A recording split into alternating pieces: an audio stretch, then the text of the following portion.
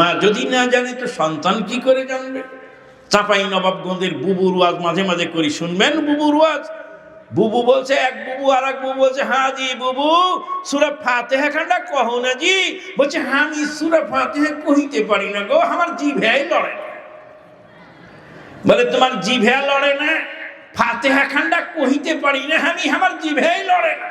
কয়, তোমার জিভে লড়ে না? গীত গাওয়ার সময় তো তোমার জিভে ভালোই লড়ে গো, গালি দেওয়ার সময় তো তোমার জিভে ভালোই লড়ে, ফাতিহা করার সময় জিভে লড়ে না কেন? বলছে যে জিভে যদিও লড়াই, কিন্তু মুখস্থি রাখতে পারি না, মনেই থাকে না। বলছে, ৩০ বছর আগে কোন মহিলা তোমাকে কি ভাষায় গালি দিয়েছে সেটা মুখস্থ করে রেখেছো, ৩৬ বছর পরে ঝগড়া লাগলে সেটা আবার রিপ্লাই করে শোনাও, আর বলো ফাতিহা মনে থাকে না। তোমার মুখে ঝাঁটার বড়ি, তোমার মুখে ঝাঁটার বড়ি, তোমার মুখে ঝাঁটার বড়ি। মাওলানা দুরুল হুদায় বিষয়ে ওয়াজ করেছিলেন, ছোটকালে আমরা শুনেছিলাম। সম্মানিত অতিথি, মনে থাকে না কেন ফাতিহা? ফাতিহা কেন মনে থাকে না? ফাতিহা মনে থাকে না শয়তানির কারণে। শাকাউতু ইলা ওয়াকিন সুওয়াহিবদি ফারশাদানি ইলা তারকিল মাসি ওয়া ক্বালা আল ইলমু নূরুন ওয়া নূরুল্লাহি লা ইউতা লিল আসি। ইমাম শাফি রাহিমাহুল্লাহ কবিতা লিখেছেন, তিনি বলছেন, আমার উস্তাদকে বললাম পড়া তো মনে থাকে না, কি করি? উস্তাদ বললেন, পাপ ছেড়ে দাও, পড়া মনে থাকবে। পাপিষ্টের অন্তরে ইলম ঢোকে না।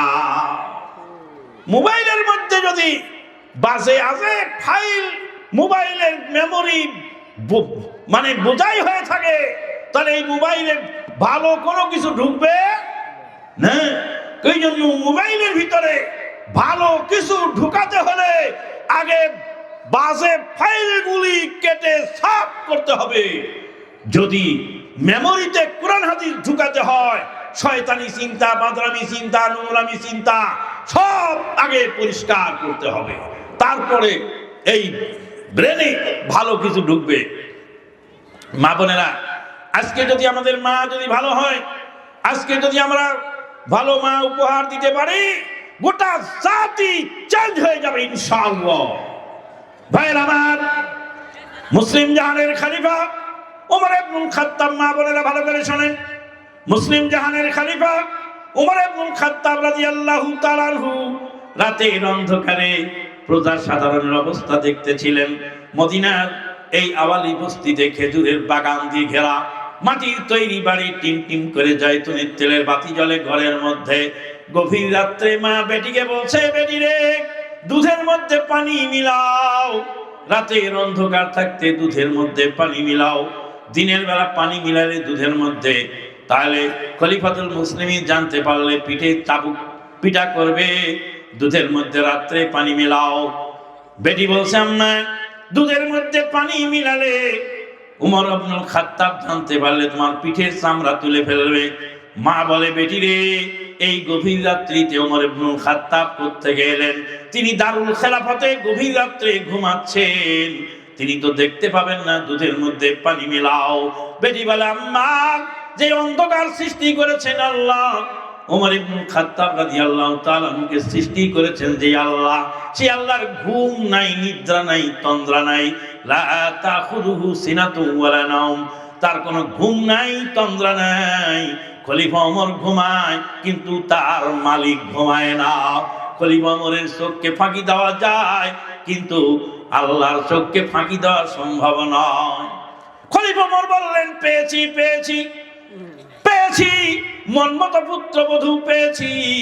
বাড়ির পিছনে ডাক দিয়ে তিনি চলে গেলেন দারুল খেলাফতে।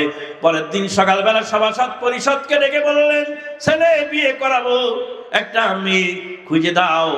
বলে, মেয়ে তো আছে, সাদ ইবনে আবি ওয়াক্কাস রাদিয়াল্লাহু তাআলা আনহুর মেয়ে, তিনি সেনাবাহিনীর প্রধান, তিনি তার মেয়ে নিয়ে অপেক্ষা করছেন। মুসলিম জাহানের খলিফা ওমর ইবনুল খাত্তাবের ছেলের সঙ্গে বিয়ে দিয়ে তাকে বিয়াই বানাবেন।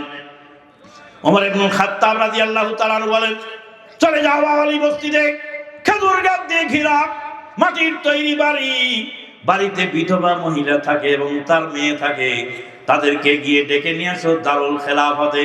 দারুল খেলাফতে ডেকে নিয়ে ওমর ইবনুল খাত্তাব রাদিয়াল্লাহু তাআলা বিয়ের প্রস্তাব দিলেন। তোমার মেয়ের সঙ্গে আমার ছেলেকে বিয়ে করাতে চাই। মেয়েটি খলিফাতুল মুসলিমিনের পুত্রবধূ হয়ে গেলেন।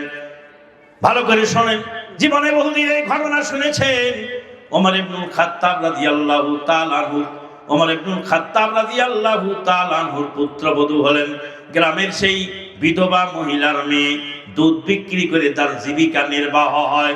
বাড়ি নাই, ঘর নাই, মাটির তৈরি ঘর, পল্লী গাঁ। খলিফাতুল মুসলিমিনের পুত্রবধূ হওয়ার সুযোগ পেলেন ওই মেয়েটা। সির্ফ একটি গুণ তার ছিল, তার মধ্যে ছিল আল্লাহর প্রতি ভয়।